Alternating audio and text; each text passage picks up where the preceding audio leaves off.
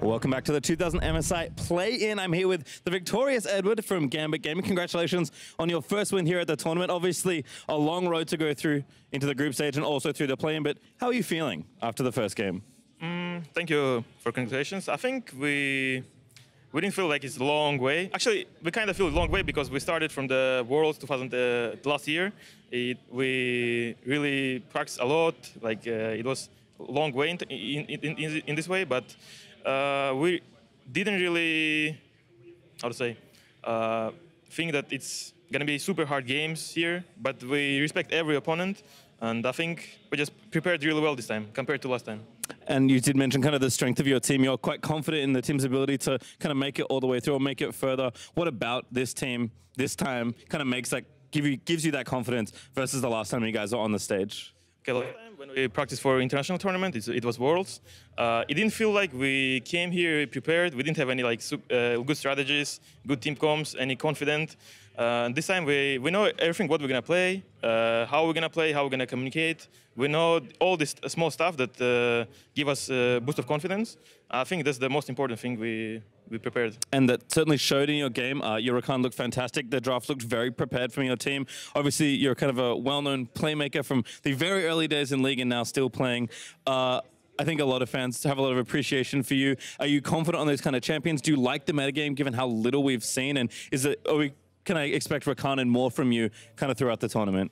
I think you can expect pretty much anything from me because I have like 15 champions in my champion pool for this tournament.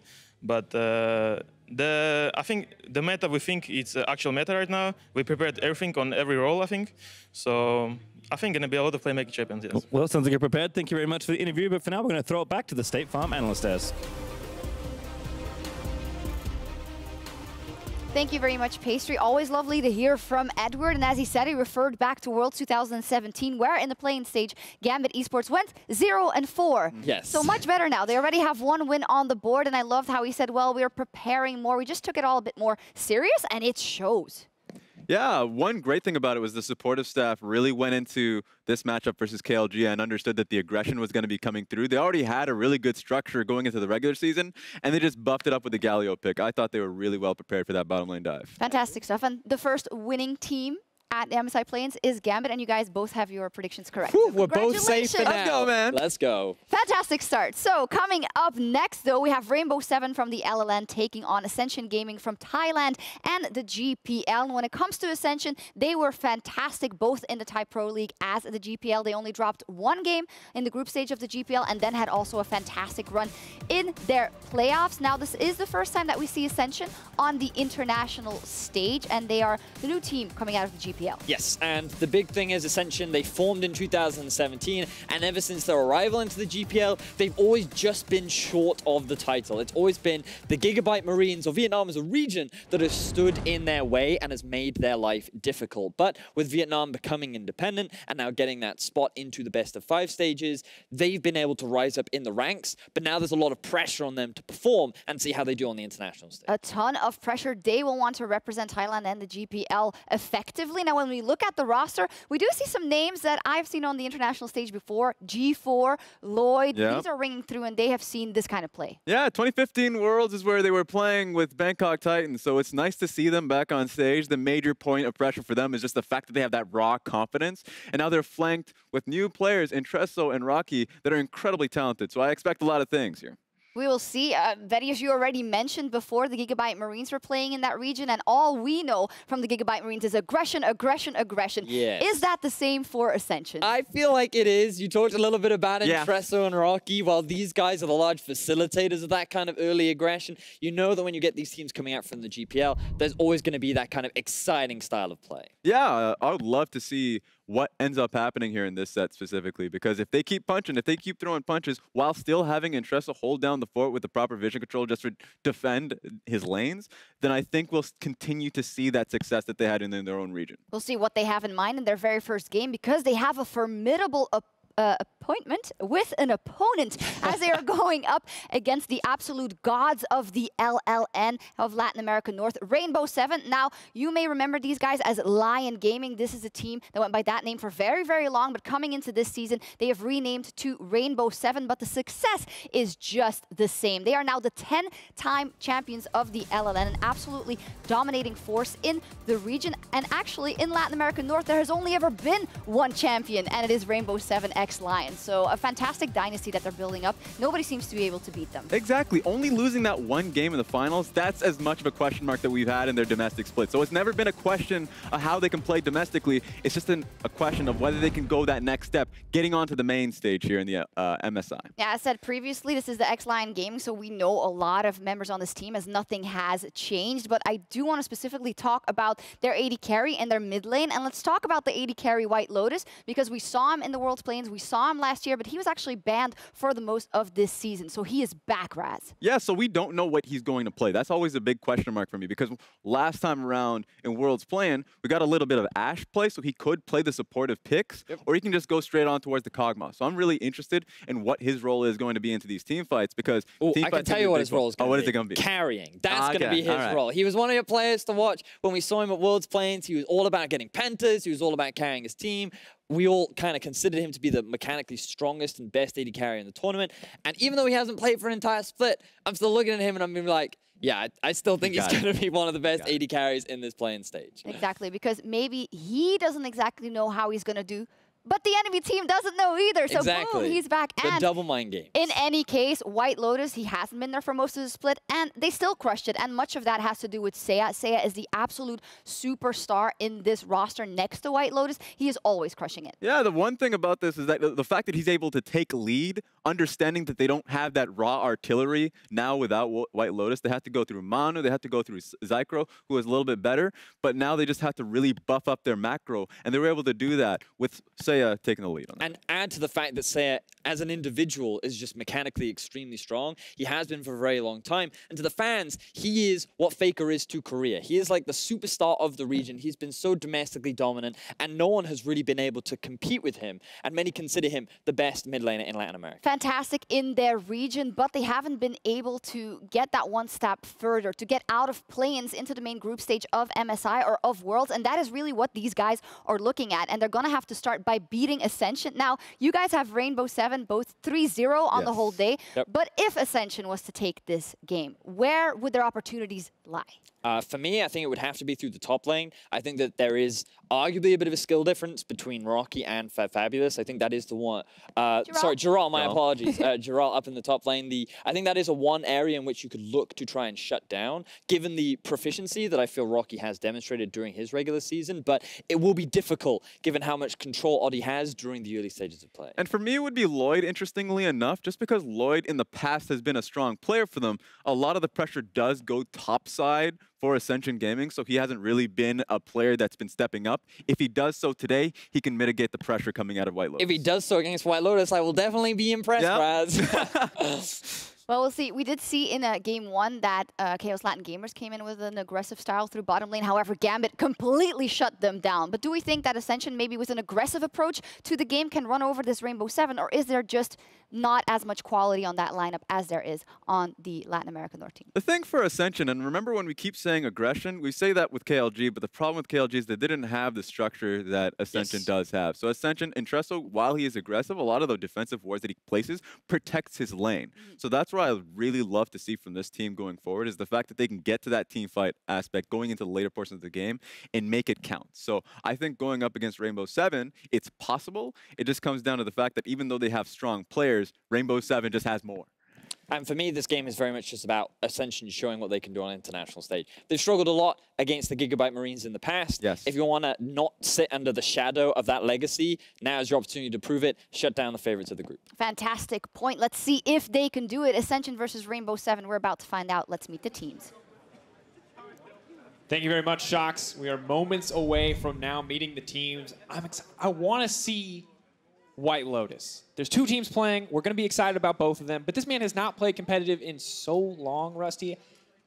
I just don't know what to expect. I mean, you can only expect good things. That's the beauty of Whitelotus. Anything we've ever seen from him has been fantastic. He gets pentakills on the big stage. The first champion that always comes to my mind when I think of Whitelotus is Lucian. Now, we're not going to see Lucian, but he's very good at playing League of Legends because the other person is Uzi when I think of Are you 100% sure? Because you'll look really bad in front of our lovely audience if he does pick Lucian. I'd be surprised. Let's put it that way. I'm not going to like make it. I don't think so either. I just don't know, right? Like, that's the thing about the unknown is it could be so many different wonderful things, even champions that might not be strong enough. You know what? 100%. If we say Lucian, I will be utterly shocked. He should not play it. I'm going to commit. I'm back. Should not play. We're going to find out. And, like, I want to see also how the draft evolves. I think we expected a lot more potential carries in the top lane. Aurelia's coming into the fold. We saw GP, which was a classic, you know, along with the Scion. That's very standard from what we saw, at least in Europe in our playoff matches, and I know some of what you saw as well in the LPL. So I wonder if we're going to see something new coming into this matchup. There has been a weird progression, especially when you look towards top lane, though, of carries versus tanks. A lot of teams here are obsessed with getting the tanks, but this particular game between Ascension and Rainbow7, I would expect the carries. I definitely want to see them go head-to-head with... Honestly, I just want the Aurelia. Bring out the new Aurelia. It's enabled. Just get it out there. Rockky versus Jirall. That's all I want to see as well. I mean, this is one of those games. This is the thing I love about the first time a team plays on a stage after multiple patches of being away is you have to wonder how their style is going to meet with the patch. And if you're going to see those teams that just like to force it. They don't care what's good in the meta. They find what they like to play, and they play it anyway. And I wonder if either of these teams are going to be that style of team now on the stage. I mean, the best example of that, whilst we may not see it, there's still a chance, is something like the AP Rakan. Because it's good. You could play it in any position, but why not put it mid if it works now, right? We'll have to find out. Well, coming up on the blue side, we have 10-time LLN champions, Rainbow7.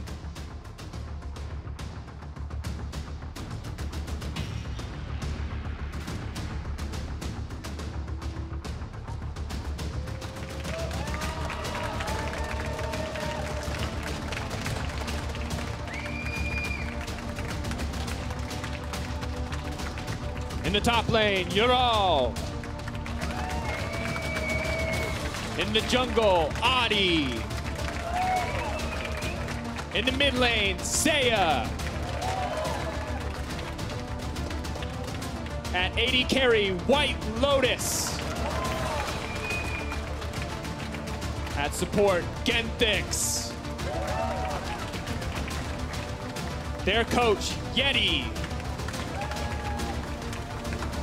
Their substitute AD carry, Manu. On the other side of the rift, the GPL's Ascension Gaming.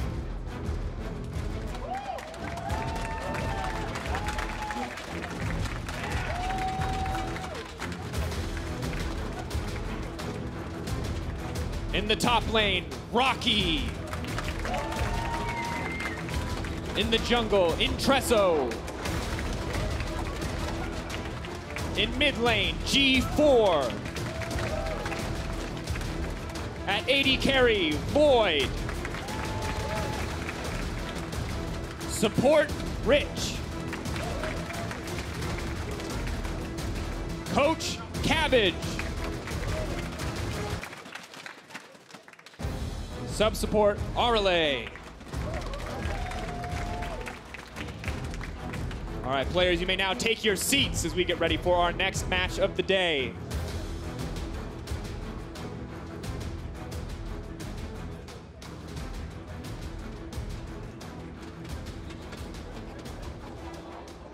And this is a big one, Dracos. You know, a place that we spoke about already was the top lane, but there is a place that I have to bring it back to. Again, I'm an Oceanic player of old.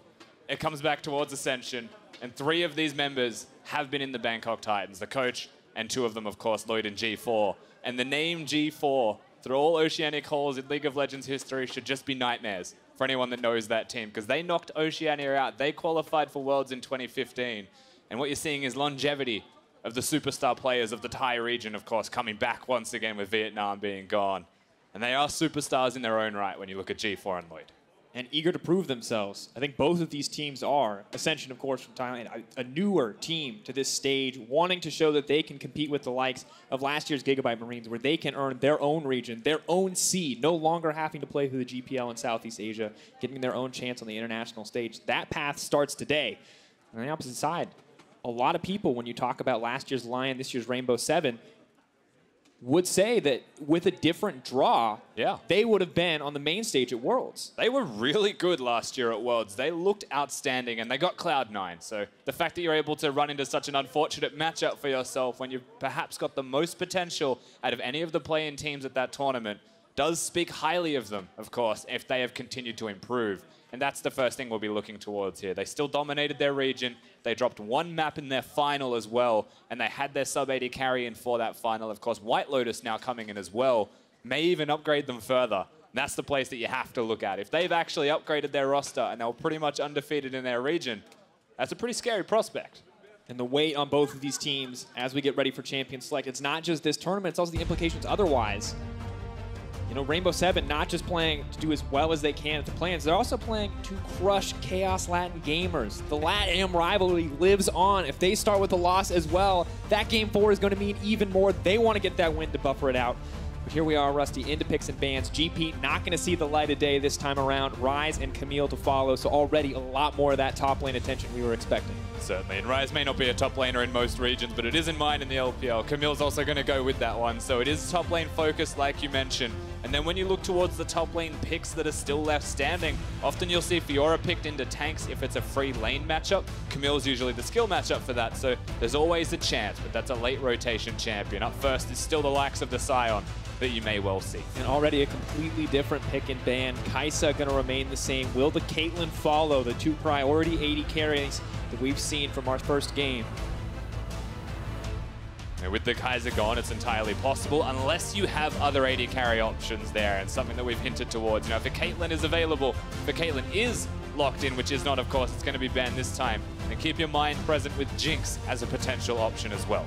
Are we far enough in now, Rusty, in 8.8 that you can start to see or start to expect what's going to be first pick here? Is one game enough sample size? Is there anything that you think stood out from our previous match that might get first picked here? I mean, the easy one is still going to be something like the Rakan, potentially. Of course, you're not going to be seeing that in this instance. It's an AD carry to be focused. But the reason that Rakan could be seen, perhaps, is that ability to flex.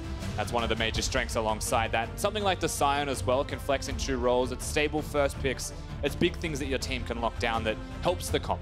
And Varus going to be locked in for Whitelotus, first pick of the draft for Rainbow7, giving him priority there on a bit of a comfort pick. But multiple AD carries open and available. Rakan going to be locked in on the opposite side for Ascension Gaming. Do they follow up with the Xayah here? Or are they going to mix it up? Are they going to hold on to that AD carry pick for just a little bit longer?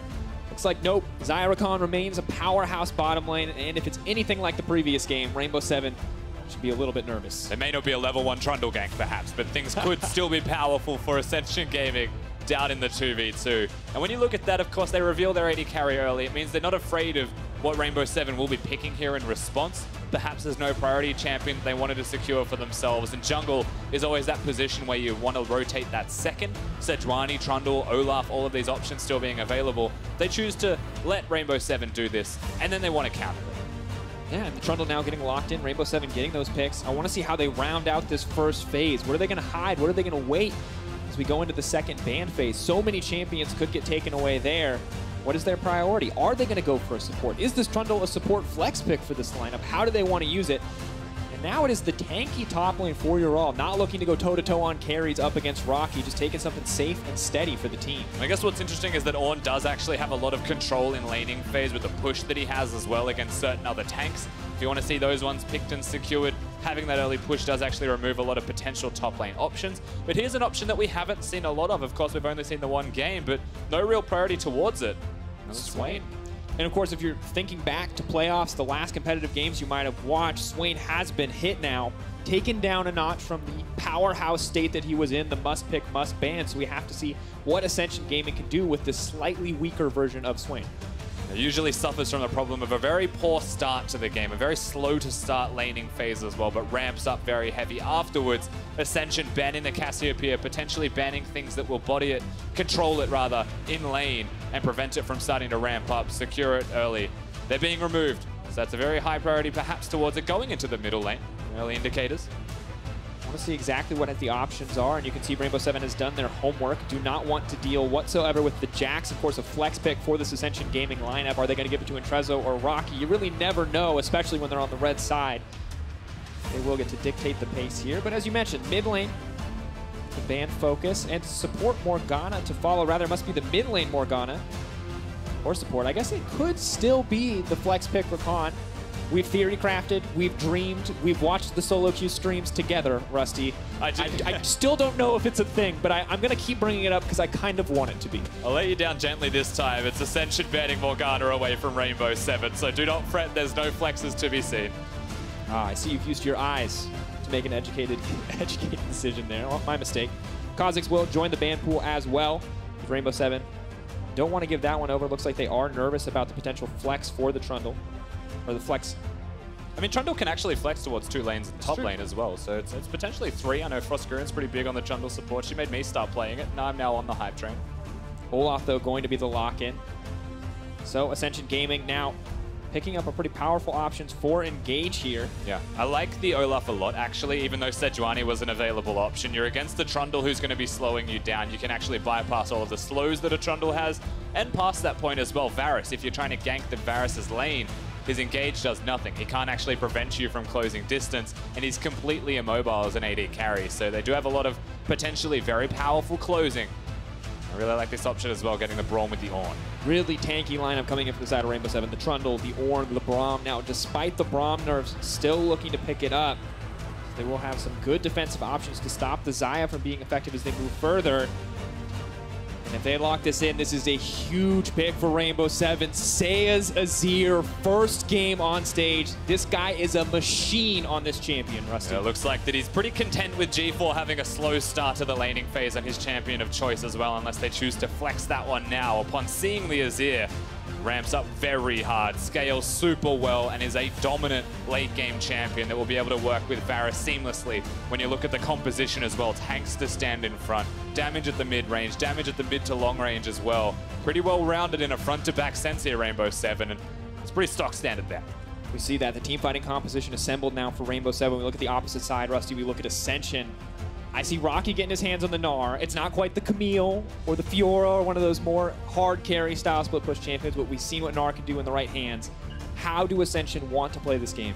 I mean, there's always a possibility that he does commit towards the split push with itemization choices, so that's something that we will have to explore as we get onto the Rift for Ascension, for Rockky specifically. But with the Olaf, with a lot of potential once again for Engage down in the bottom lane, that is a place that you want to look at potentially early. Hit that hard and fast. Get Rich and Lloyd going and start to bring them around the map with you. Highly possible, but at the same time, you have to look at the push. If they're pushing bottom, he may just go into the jungle, Intreso. He may just try and find the Trundle.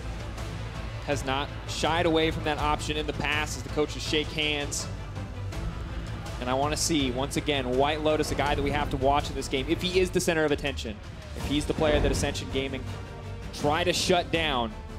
How will it work out? Can he handle the pressure in his first game back on stage? He's got sEiya on a signature champion in the mid lane to back him up. It's a pretty comfortable start for him as far as team compositions go. He's not the sole carry, but still a lot of pressure on his shoulders to perform. They have a substitute AD carry here. I have to wonder how he feels.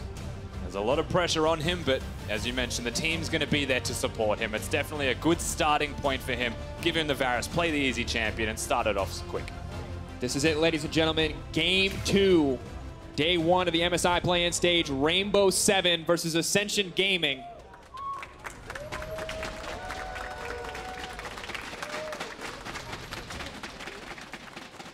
Now hitting the Rift, the Blood Moon high in the sky. Observers already telling us what they expect from this game. A lot of action, Rusty. I wouldn't have it any other way. I actually get very frustrated when there is no action. Again, I cast the LPL. I was going to say, LPL casters, man. Can't handle the slow games. Well, don't worry, Rusty. I don't think you will have to deal with it because we have an Olaf, we have a Trundle, we have all sorts of initiation on both sides. I don't think anybody's trying to play it slow and steady this time around. No, you just have to look at where they start that off. Where does the pressure initially come from? We spoke towards perhaps where Intreso could go. Opportunities pretty much everywhere on the map for him if he's looking to gank, and he could invade into the jungle if he wants to find Oddie. That is if his lanes have push, and we mentioned that he'll probably be on the bottom side of the map if he's going to invade, just because they have a more guaranteed amount of push available between Xayah and Rakan at level 1. For the side of Rainbow7, it's just about scaling. You've got the top side. You could work with Jirall. You could actually fight down in the bottom lane as well. So actually, I'm more curious to see where Oddie goes opposed to Intreso. We can see both junglers now starting on the top side of the map. Could look for some kind of early aggression. Rockky actually going to play aggressive here and move in, try to harass a little bit. Just a little bit of damage for free on Jirall as he leashes that buff. Still don't know where the junglers are going to go, but they could path top to bot side. We'll see what their decision is. Single camp clears from Oddie and full camp clears from Intreso, as you will want to do on Olaf as well. Get as low as you can, clear as fast as you can. Usually does not indicate that he's going to be going for a gank on his first clear, however, if he finds himself as low as he currently is. So very different starts between these junglers, even though they are on the exact same side of the map working from top to bottom. Of course, low mana bar as well, a little bit difficult. Does look like he's going to path over to that blue buff. Try to make up for it, of course, with the blue buff. Basically infinite sustain, infinite clear for that Olaf, but as you mentioned, never really gets back to full health. Kind of hits that equilibrium point around 50 or 60% health and just stays there. Hovers at a point where he can clear the jungle, doesn't necessarily want to take those fights. Scuttle Crab control is also a very big deal for most junglers and places that you'll tend to see them fight over. And with the mid control that is present for sEiya, with his hovering on the top side of the map because of the vision, I think we'll actually see Olaf get the upper hand, I should say, on this bottom side. We talked about push being very important to enable these junglers to kind of play aggressive, Intreso especially, but Swain, the nerf that came through, nerfing that Death's Hand cooldown early game, really does make a difference. Really means that he's going to struggle to keep up with sEiya's wave clear here. You never know when an Olaf walks into a pit if he's going to try and take that one on. It's always a possibility. It's an Infernal Drake after all. Not to be the case this time around, and they are a skirmish-based team, Ascension. That's the thing that you'll have to remember as you watch them continue to play here. They love their skirmishes, they love their 2v2s. They don't necessarily need to take the big 5v5 team fights. They get the leads first through those skirmishes, so that's a place you will have to look at. It's very good to gank for a Gnar, especially when he hits 6. Same thing applies to bottom lane, and when Swain starts to scale up, they could see some quick movements. It could be Intreso. I actually would love to see Rich get out of lane. I want to see exactly what he can do. The Rakan, the mobility, we've talked about it. How efficient it makes him at ganking, especially when paired with the Xayah or setting up the plays for someone who wants to gank for him. And for now, push on the top side, push in the bottom side, mid, the only lane suffering. So Ascension have at least 2 of those lanes pressing forward, but it doesn't really feel like they're set up to gank anywhere at the moment. No, it doesn't actually. There is no real feeling of want to gank in any respective team right now. They're actually very content with their farming. Oddie is the first person to make a move. He doesn't have any jungle to take in this position. He's just securing some vision. He's also going to see the Scuttle Crab. It's not belonging to him. So this early pathing, this early movement from Rainbow7 does feel like they're taking the first steps to setting up the play when it happens. And right now it is happening bottom. Oddie with some creative pathing to work his way to the bot side. Lloyd and Rich could be in trouble. We may see some flashes burn here. They're a little bit too comfortable on the bottom side. There's the pillar. Lloyd makes have the flash right out, but immediately the flash right back in. The Braum has already parked the passive. That's the stun going down, and yet another bot lane first blood coming through at play-ins.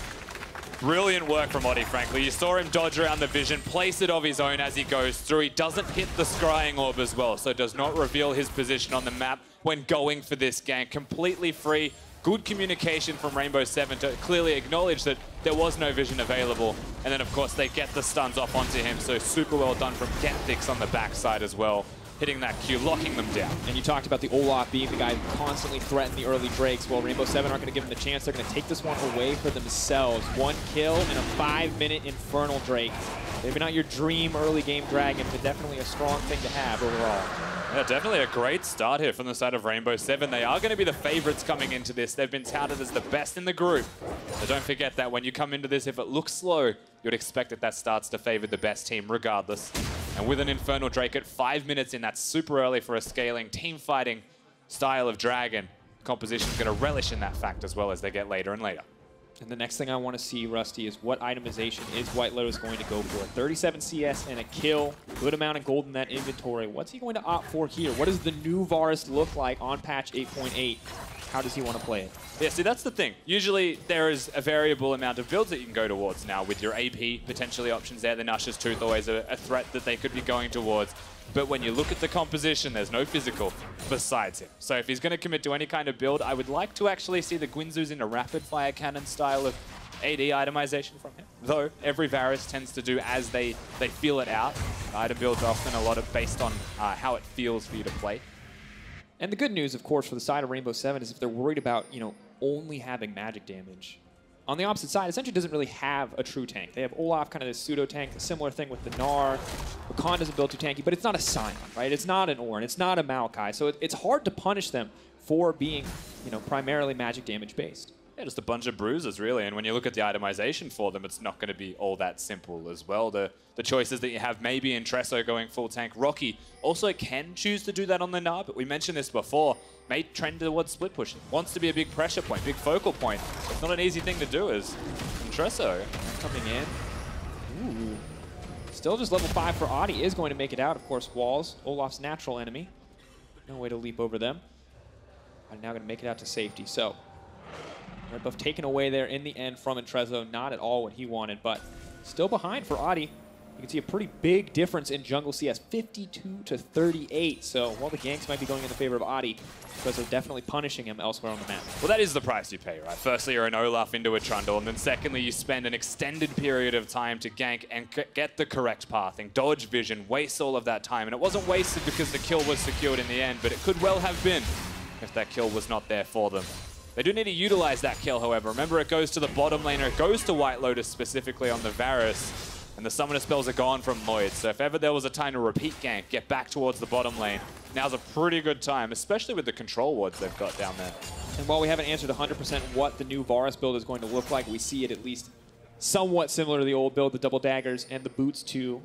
Very classic Varus itemization choice. And of course, the extra movement speed just makes him so hard to trade against. Especially when you're an attack speed-based champion, getting the blight stacks off as fast as you can, proccing them constantly. And Xayah, Rakan, whilst they need to go forwards, they need to actually lock you down to deal the damage. That's pretty much in the wheelhouse of a Varus who wants to stand and deliver from close ranges. I want to see what Rich and Lloyd can do, because right now they are getting a little bit shut out of this lane. Of course, Rich still approaching confidently to get his coins. See what the options are at level 6. It was a huge catalyst in the previous game for action. See if it'll be the same this time around for the bot side. The scary thing again, though, is there's 3 control wards placed through the jungle of Rainbow7 on the bottom side of the map. So when you look at all of that vision they have, whenever a wave is cleared in mid lane, as an example, and he just disappears from the lane, currently just hiding to the side there, they don't know where he is. They have to assume the worst, and so they have to play defensively. They've got no summoner spells on Lloyd. What is he going to do if he's caught out of position then, right? Just dies. So with that respect does come that they slowly lose the lane more and more until it starts to be a noticeable difference. But for what it's worth, in this situation where they're constantly being pressured out, Lloyd's kept the CS difference. He's actually doing very well for himself for farm. It's a good look overall, and you can see the rest of the map still doing quite well. Rockky maintains some pressure on the top side of the map. An interesting itemization choice coming in from him. Winning the CS battle, Rusty, and going for the Cole. We talked about split pushing Gnar versus maybe an alternative build choice. Does Cole tell us what does Cole actually mean here for Rockky? I mean, there's certain kinds of players, Dracos, that will just go Cole. And I think Rockky is one of those players. Marin is another one. If you cast your mind back to whenever Marin plays Gnar, he does his abstract things, but that is just him as a player. Cole is pretty greedy, and he knows that he's against the tank, so he's pretty content with just farming for another 100 CS. You know he'll get there regardless anyway, right? So it's not completely inefficient, but he's not going to have item spikes anytime sooner as a result of that. It does slow them down. You may not want to be team fighting. May not be the case, but you got to give some credit here. In the meantime, to Rainbow7's bottom lane, you see Intreso there, ready for the gank, trying to bait.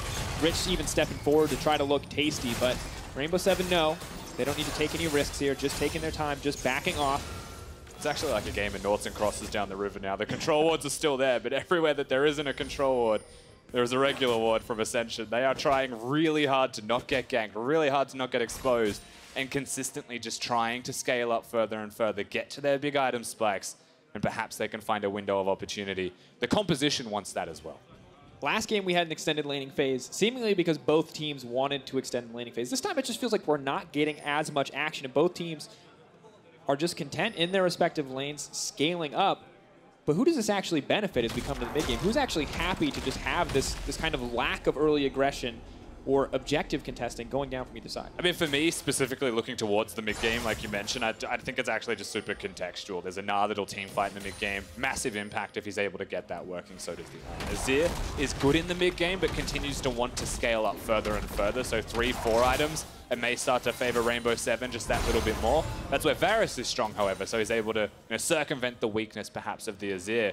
For Ascension, I do think they're actually at their strongest towards the mid-game, mid to late type of scaling, and then they will start to drop off in comparison as you get to the super late game, just because the Azir is there, and Swain doesn't always have the same impact. You can always argue about execution, how well can the Azir play in the late game, but this is sEiya's Azir. We know how well he can play in the late game. You cannot go late game against this man and expect to win fights whatsoever. He's so talented on this champion. If he gets the opportunity, he will definitely carry. Now, however, Intreso may just be caught out. Not going to burn the ulti, though. Good patience there. Just uses the smite and walks away. And neither side looking to burn any extra cooldown. sEiya not going to overcommit, try to throw out an Emperor's Divide, just playing it slow and steady. It's all about getting control of the Drake right now. The fact that they do push out Intreso, he's not going to come back to assist. In fact, he's over at the Gromp to get health back, buys them enough time to look for it. Demonic Ascension goes in. Rich is going to hit multiple targets, trying to get the Swain into the back line to take down multiple members. They will find one kill onto Genthix. Rest of the team now backing off Whitelotus. Is he going to be in trouble? There goes G4. The ult, though, is it going to fade away before he can hit anybody? It does. Throws out the Vision of Empire, walking away. Only a single kill for Ascension, traded for the Drake. G4 was feeling it as well. Flash it over the wall. Once those kills, it isn't going to find it. Of course, the Drake's still secured, but the kill is there. He doesn't have any boots, Rusty. He's just not fast. He's a scary bird for sure, but there's just... He's a scarecrow. He just walks away. Whitelotus, sEiya, both just get to walk away from the Demonic Ascension, not worried about getting hit by that Demon Flare. Still a win overall, however, for Ascension if they're able to continue to pressure their lanes and keep that pressure up. But because the Drake was secured, it's still a big win for Rainbow7 for the immediate effect that it provides. Now, you'll see the fight happening again here. It was just a good engage coming out of Rich on the Rakan, able to go forwards and lock them down. And then G4 is like, I can absolutely not do this, but I've already flashed. And these type of engages are exactly why you talked earlier about wanting to see Rich kind of get out of this laning phase. He's a talented Rakan player. You saw was in his top 3 most played champions in Champion Select. And maybe if he's freed up, he can be that catalyst for action that we know Ascension is looking for. And we said this last game as well when you're looking at the combo of Gambit. You need Edward to be unlocked, otherwise the Galio has no effect. And a similar thing applies here as well. Without the Rakan going in, without the Rakan engaging, they've got maybe a flash Gnar. They've got perhaps, if Swain hits the E, can lock someone down and pull them back, but that's not even fully committal. It's super reliant on Rich getting everything done. It's so true. The follow-up is beautiful, right? The Swain, the Gnar. If someone else hits the CC first, you have the most beautiful wombo combo imaginable. But if it starts under any other circumstance, it just feels so difficult to execute. And there's definite counterplay as well. Even for low mobility champions, Swain throws out his E, and it's a super slow claw that you can just move sideways from. So in these group 5v5 scenarios, very reliant on the support of Ascension here to get things done for them. Or a flank, perhaps, from Rockky. The teleports can come out, of course, when that's available. Maybe the place they look. Yeah, of course, we check in just on individual gold numbers as the team gold is quite even, despite from the advantage that Drake gives. But you see the CS difference in the mid lane starting to account. 300 gold lead for sEiya there. And in the jungle, things looking very good. But Jirall, just going to try to force a play. Lane swap now coming in from Rainbow7. Rusty, it looks like the game might start to speed up now. I mean, as respect flashes go, that was one of the most respectful flashes that I have seen, because there wasn't actually anyone nearby. They were running up the lane still to get there, and you'd have to expect they weren't in range to follow it up with anything. Rockky choosing to stay as high health as he possibly can, but now he's lost Mega. Now he has no flash. He can't stand under this turret, and Rainbow7, like you mentioned, swapping lanes. They get there first, they get the damage done first. Rich now stepping forward. Tower may go down, but can they follow the follow-up engage? Intreso is here. Oddie could just get caught out, but is throwing down that pillar. Intreso now in trouble. May just get taken out. The flash over the wall. sEiya trying to make the play. Rich using the blast cone to make it out to safety. Nobody's going to die. It will just be the 1-for-1 trade of towers in the end. And Ascension actually coming out on top with the gold lead. A great disengage there from the Ascension duo that were caught out in the jungle by Oddie. And yes, they make the plays, Rainbow7. But it could just be acknowledgement that they were going to lose their bottom lane turret anyway. So they try and make the play more successfully. They try and get it first. And now they continue to push forwards, looking for further objectives. There's no flashes available for the Olaf this time, though, so it's super risky to step up. And Whitelotus with the ult. No ulti on the Olaf either. Rich with no flash. They have to be really ready to commit for this. Now Gnar is going to fade away. The ulti is going to miss from Whitelotus. And Trundle, though, still in trouble. He's going to get hit by the chain CC. Looks like he may just get taken down. The counter engage comes out from Rich. sEiya now starting to cut through this lineup, but G4 is in the middle of everything. But the bird may just go down. Demonic Ascension keeps him alive for now. Feathers fly, pulled right back. Lloyd, though, may have overstayed his welcome as sEiya is happy to grab that kill. The flash out for Whitelotus. One more auto. Can he take him down? Whitelotus gets it in the end. sEiya with the double kill. AD carry does not drop. That is disaster for the side of Ascension. That was a super close fight between both teams. A stone's throw away from an ace in either direction. They're still pushing forwards. Jirall trying to perhaps find the recalling members of Ascension. He does spot out Rich, but at the end of the day, just a messy skirmish back and forth between these teams and so close to being a bigger deal than it was. Rainbow7 still win, however, in the end. You know, you think for the side of Rainbow7, that Varus ult mitts, maybe things are going to start to go wrong. Lloyd with the aggressive flash forward just can't quite clean up those kills. And at the end of the day, you're right. I was eager to call it bad for the side of Ascension, but it was a very even fight, Rusty. You know, taking out Intreso first is the best part here. Rich with the counter engage was super clean. And then G4 just does not die. The amount of time that he spends standing in front, almost dead, but not, is very significant. Lloyd able to, of course, free hit this entire time, super aggressive. And now Rocky's the man you have to look at, because if he was Mega, everyone was dead. And he's so close to getting the combos going. One hit was the difference there. And of course, able to just back away if you wish. Yeah, and it's... Ooh. This is what I like to see, Rusty. You wanted fights, whoop, and you might just get another one. Rockky, pot out here. Ornn is going to get knocked right back. No hope for Rockky. Xayah, Mr. Splinter Cell himself, hiding in the bush, waiting for that opportunity. Another kill, dropping for Rainbow7. We're starting to see Seiya really warm up as well on the stage right now, getting engage after engage. That was the third, I think, that he's made an attempt towards, this time super successful. Results in a turret going down. Ascension, they're going to try and trade. They're going to try and go for the objectives. It doesn't look like Rainbow7 even want a part of it. Instead, they're going to get a turret on the bottom side of the map. Willing to give this one up. Look, like still waiting around, maybe hoping to get something. Rusty, we were, everybody on our broadcast team, all eyes on Whitelotus. Whitelotus returning from a ban. How's he going to be? And don't get me wrong, Whitelotus has had a solid game thus far. Oh, gonna have to hold that thought because Rich is going to die. Whitelotus. Whitelotus. But Seiya, I feel like, is the man we have to talk about. Whitelotus was flashier last year at Worlds, but Seiya has been a rock for this team. The Mexican faker. This guy looks so good right now. When you look back through his history as well, you realize that in 2013 he was winning tournaments. That's how long he has been the best for. He's been a part of every single roster that has won in the Latin American North region. He's a big part of their success as well, and Whitelotus is exciting. It's definitely a player you have to continue to look towards. He's taken my advice as well. He's gone towards the build that we suggested, the AD build. Seiya is still someone that makes the plays happen. They're a part of the dynamic duo of this team that always finds success. And now on the opposite side, we look at the people that we really expected to be successful. Intreso and Rockky needed to be core to this team's success.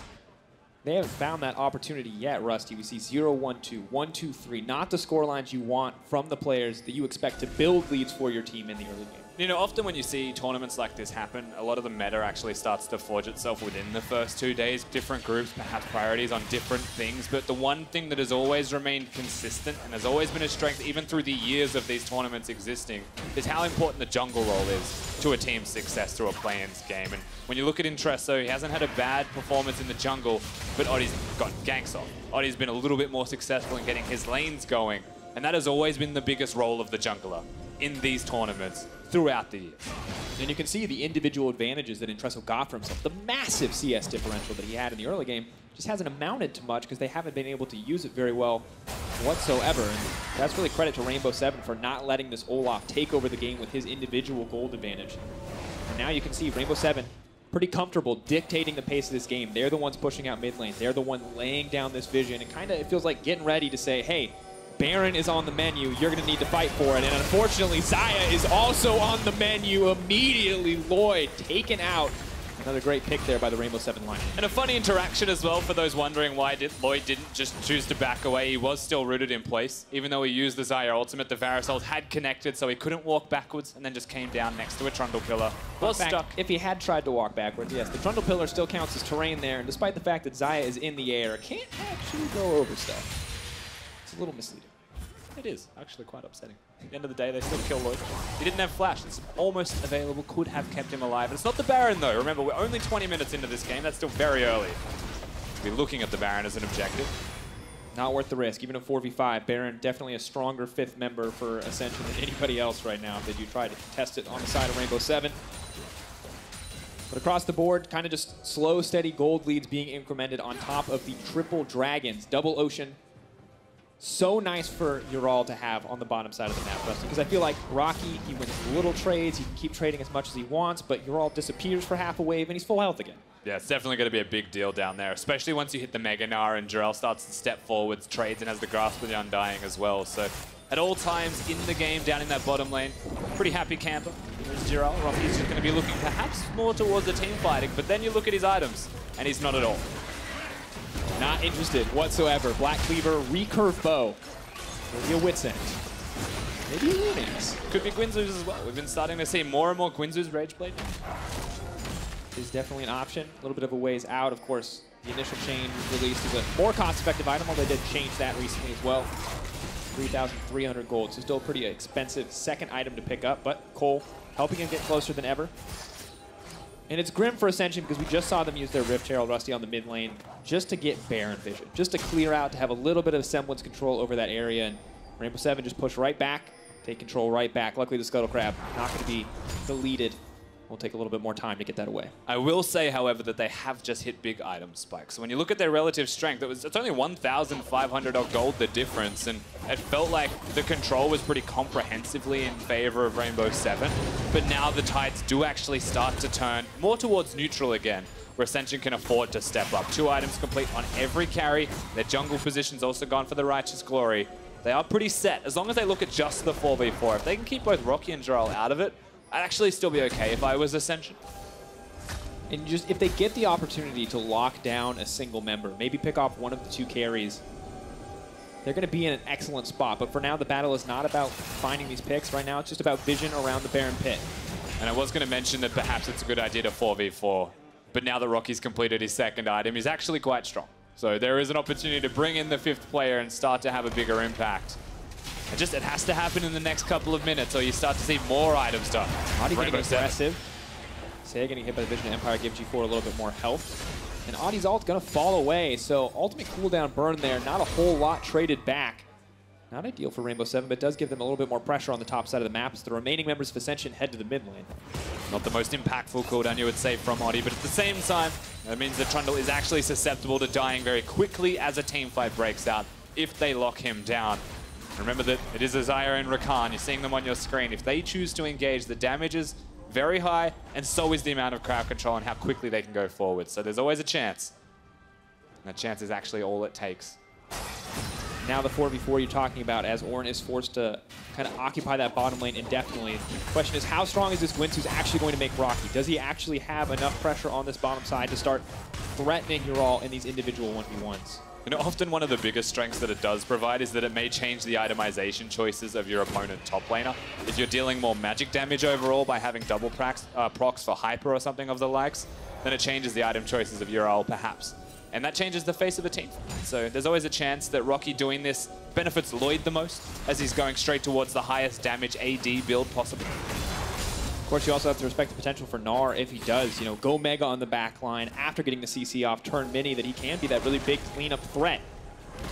It's a lot of what-ifs, though. Let's see if Intreso actually making his way out of this one. The disengage does come through. TP burned on the side of Ascension just to keep that fight from happening. It was both teleports, actually, by Rockky and by G4, and both cancelled. So Rainbow7 get the best possible scenario there just by pressuring forwards. And a single Trundle pillar, once again, is able to force these things out of Ascension.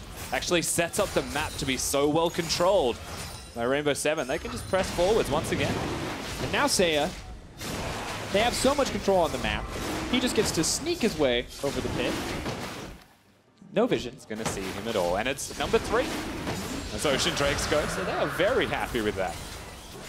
And this is a pretty tough situation. Normally, you're kind of scared when an enemy jungler has Warmogs. You know, it means they can start the Baron and back off. Well, Triple Ocean kind of function a little similar in terms of what it's going to provide for the team. But Oddie just continuing to threaten here.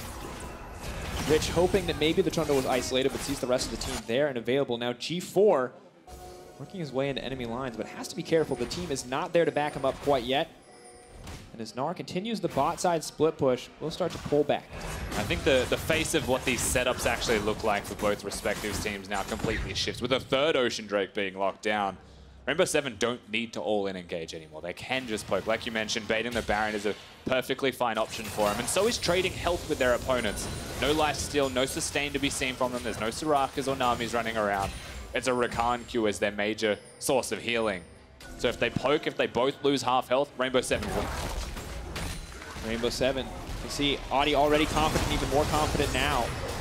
Does get stunned up. G4 trying to throw down a little bit of damage, but he's all on his own, so the team's going to need to engage immediately if they want to get something started. Does burn the Zhonya's. Whitelotus backing up, not wanting to get hit. The chain CC does miss. Genthix with a bit of a fumble there. Whitelotus may just go down. So much damage coming out as he flashes backwards. He does finally drop as Intreso finds the kill. That is the shutdown. It might just be what Ascension need. Now running for their lives. Oddie on the backside. Xayah coming in.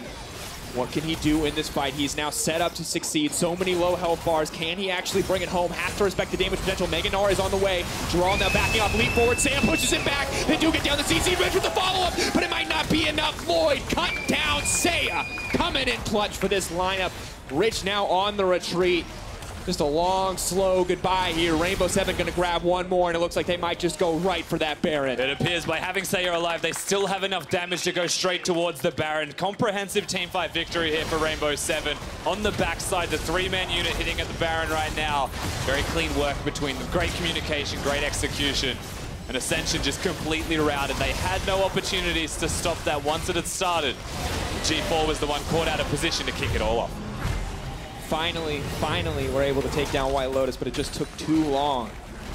And it's these constant pillars, Dracos, that keep catching Intreso out of spots that start to cause the rest of his team to go towards him. And even with Whitelotus missing the ultimate, even with the Zhonya's there to buy time, you have to remember that he is the one caught first. He forces everyone to come to him. And Whitelotus puts in some serious work. He was half a second away from perhaps surviving there and giving them the clean team fight, but still they get him down. Ascension are able to navigate their way around the disengage to get trades, and from this point you know full well that they've got nowhere to go. So they have to try and desperation fight, but Xayah's got the ultimate as well, so he's able to keep him back, keep the distance there, and just win out the rest of the team fight. And for a brief moment, it looks so good when they get the setup, when Rich hits, you know, the knockup on the three remaining members, but there's no Xayah all left. She can't get close enough to throw in the auto attacks, and unfortunately, two of the people you're hitting are incredibly tanky. Jirall and Oddie, so strong, but you can see just the difference between the Swain damage and the Azir damage in that fight, Rusty, is immense. Yeah, that's what happens when a Swain spends most of the fight just trying to survive, not trying to lock people down. Didn't really have the same amount of impact. Plus, Lloyd tried his little heart out to get that team by one. Was not enough in the end. Now Whitelotus and Xayah playing very far forward, very confident. Could be bad news. Does force out the early ult from Oddie. Predator now used from Intreso as well. Kind of playing on the edge here. Jirall maybe going to look for the engage. Lineup comes out, gets multiple ultimates here. Traded now for the Hourglass cooldown, but that's a long one.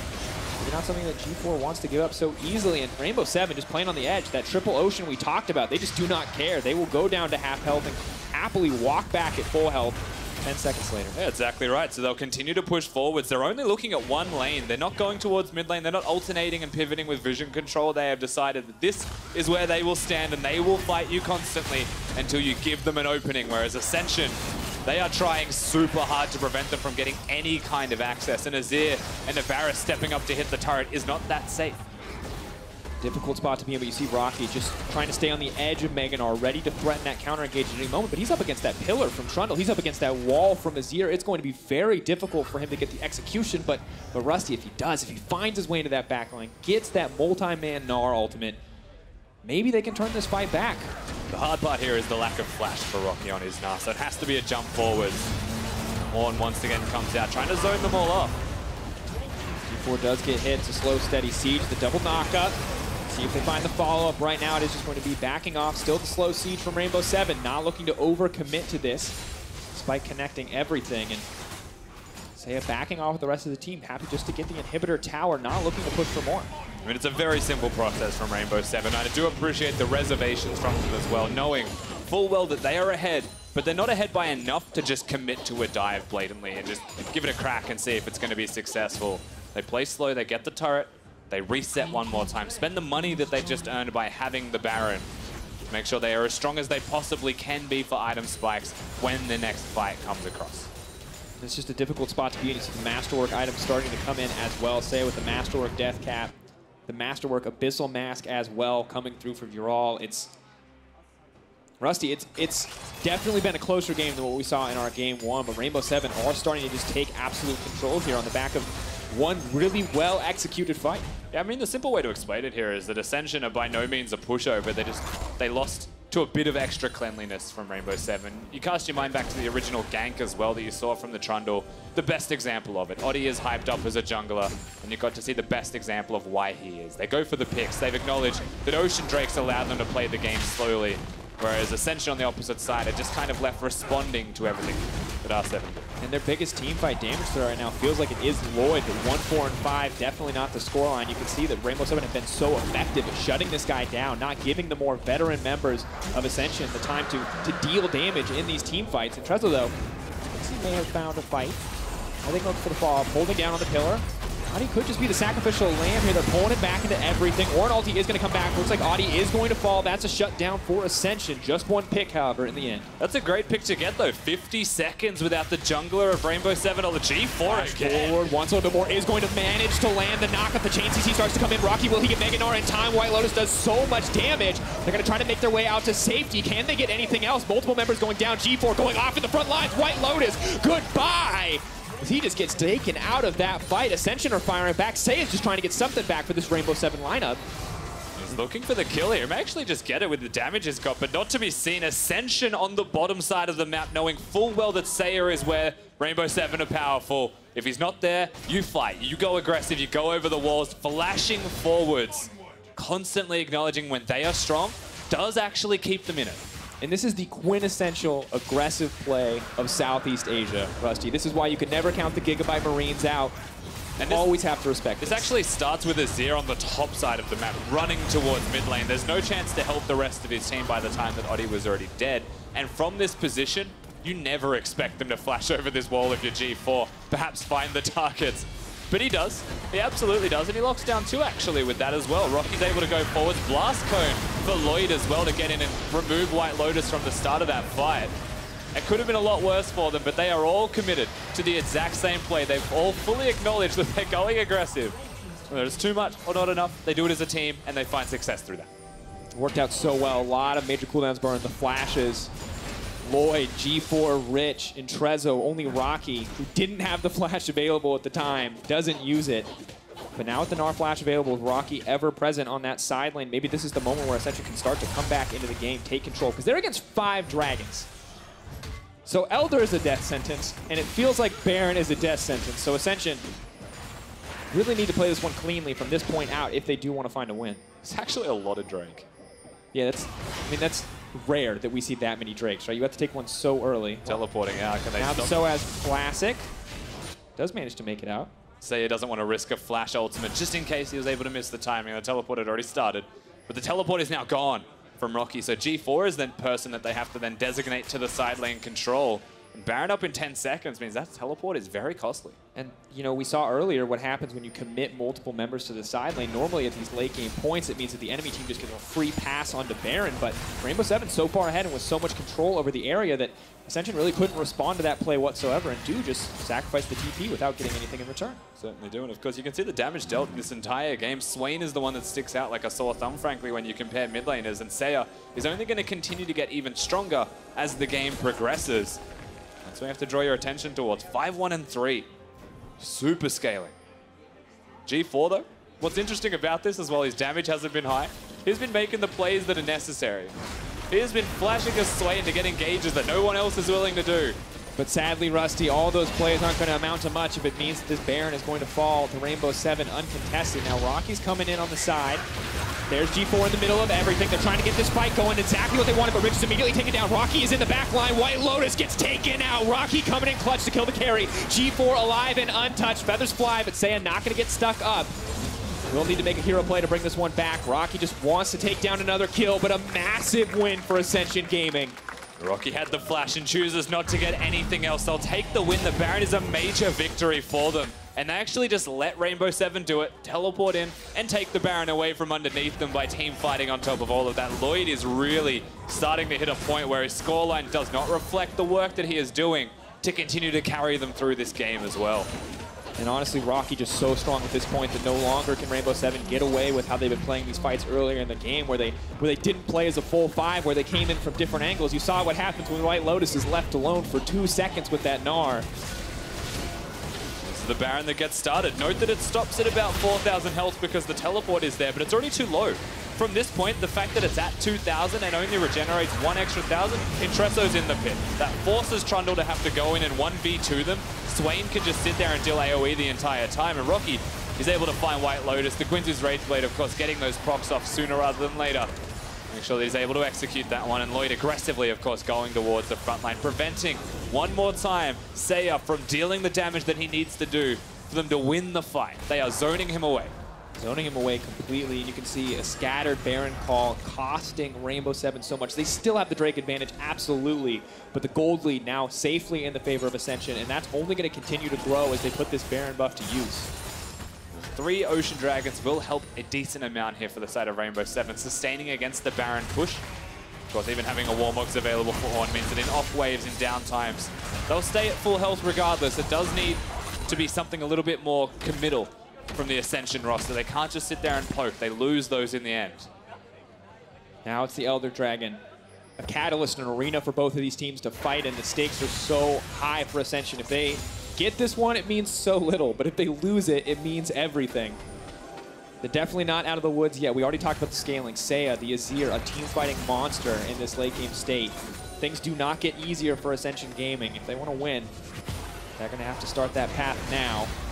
Gonna catch out with Empire immediately. The ult to the wall. Whitelotus with the fumble on the QSS means he will just get taken down, but can they get anything more? He has managed to live. The damage is not quite there. Feathers fly. No follow-up, though, in the end. Whitelotus coming back. They want to get the follow-up. They will manage to take him down. Lloyd takes him out, but G4 drops as well. Lloyd now caught behind the pillar. He has to flash out to safety. Can he continue to auto-attack? Is going to get it. Such a close fight in the end. 1-for-1 exchanged mid laner for AD carry. And so clean from Lloyd to ensure that after the Guardian Angel was gone, Whitelotus would still be locked in place. They keep him down.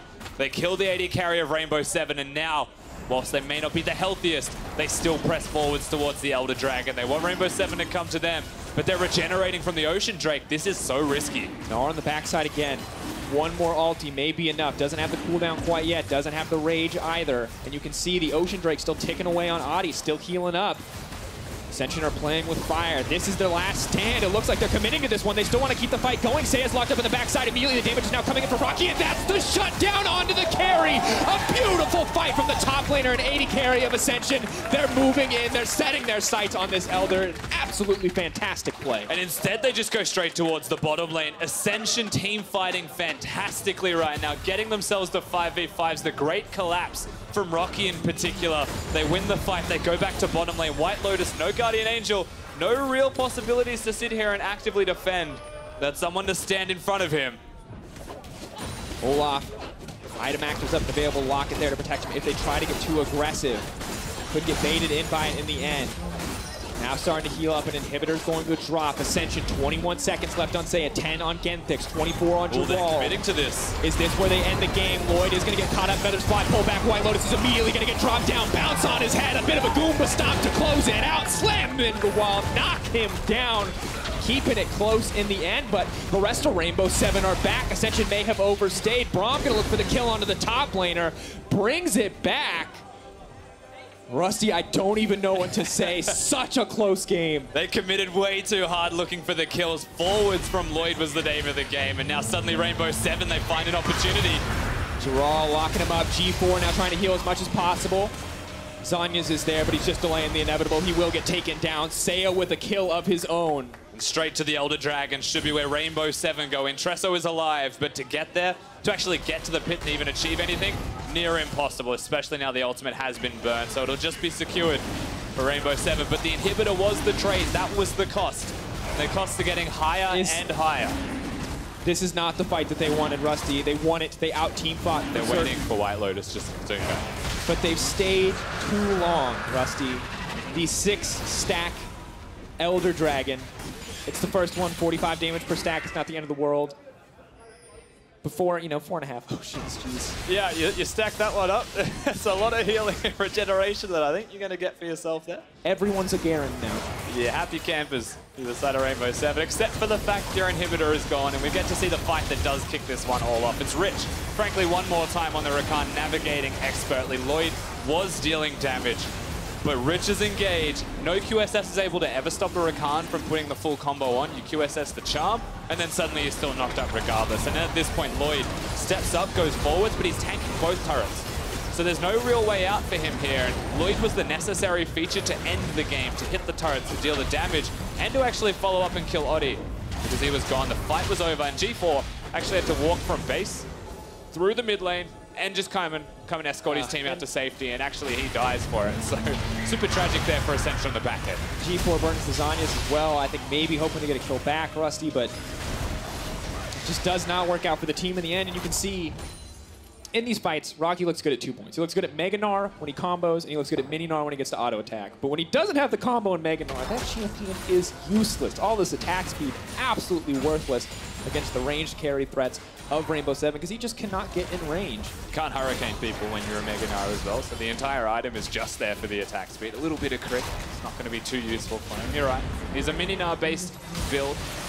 Mega Gnar is simply for the combo for the rest of his team, and Lloyd does have enough damage to follow that one up now, however. G4 still a little bit lacking in the damage department, but that is just the way that he has to live his life out when he's looking down on Azir as his opponent. And of course the Azir just under 1,000 ability power at this stage of the game. 958.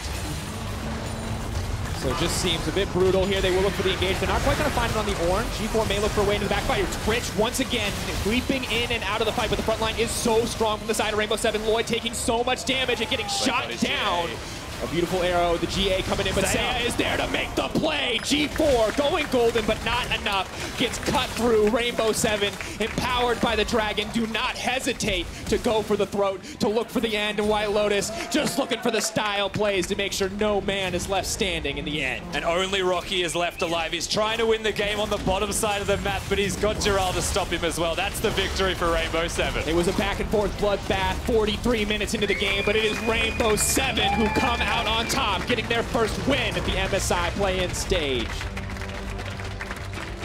In the end, it wasn't the cleanest of shows from Rainbow7. They do get the victory, and that's what matters the most for them. They do start the tournament 1-0 up.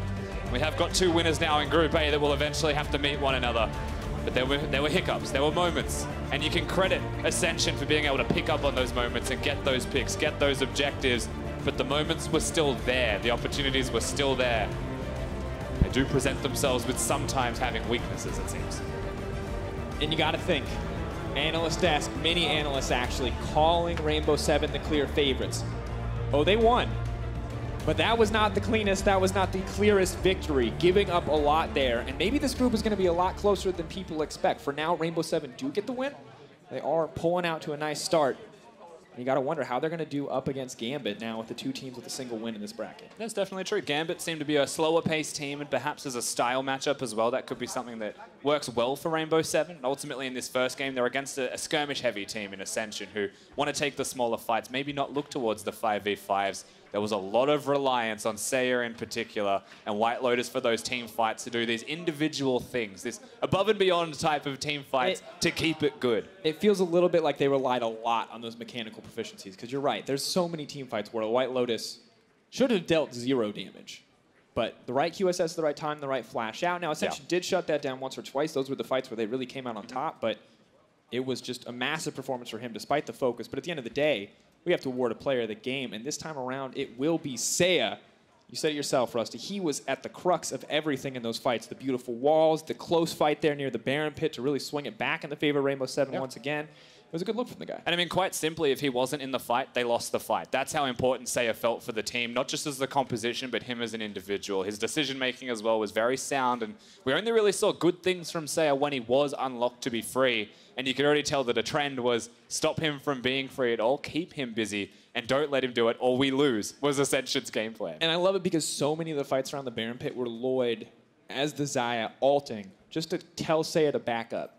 Willing to give up any protection he has for himself personally, because he knows, hey, my life, definitely not more valuable than this Azir's teamfight damage. I will burn all of my defensive cooldowns just to keep you away, just to stop you from dealing damage. And that is a thing we have to navigate Ascension's drafting in particular as well. They had such low range against the Azir. Once you hit the mid game, once you start to scale to later on, he's going to outrange you. So you kind of have to make these crazy things to close the distance or to keep him away from you, to deal the damage. And that awkwardness in the compositions may be why. And you have to know it's coming.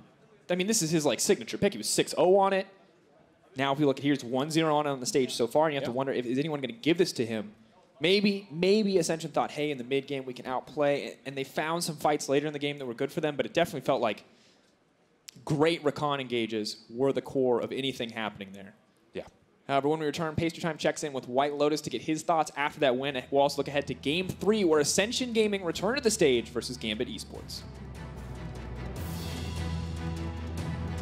To get health back buys them enough time to look for it. Demonic Ascension goes in. Rich is going to hit multiple targets, trying to get the Swain into the back line to cake down multiple members. They will find one kill onto Genthix. Now Feathers fly, pulled right back. Lloyd, though, may have overstayed his welcome as sEiya is happy to grab that kill. The flash out for Whitelotus. One more auto. Can he take him down? Whitelotus gets it in the end. sEiya with the double kill. CC does miss. Genthix with a bit of a fumble there. Whitelotus may just go down. So much damage coming out as he flashes backwards. He does finally drop as Intreso finds the kill. That is the shutdown. Jirall now backing off, leap forward. sEiya pushes him back. They do get down the CC. Rich with the follow-up, but it might not be enough. Lloyd cut down sEiya. And this is their last stand. It looks like they're committing to this one. They still want to keep the fight going. sEiya's locked up in the backside immediately. The damage is now coming in for Rockky, and that's the shutdown onto the carry. A beautiful fight. A beautiful arrow. The GA coming in, but sEiya is there to make the play. G4 going golden, but not enough. Gets cut through Rainbow7. It was a back-and-forth bloodbath 43 minutes into the game, but it is Rainbow7 who come out on top, getting their first win at the MSI play-in stage.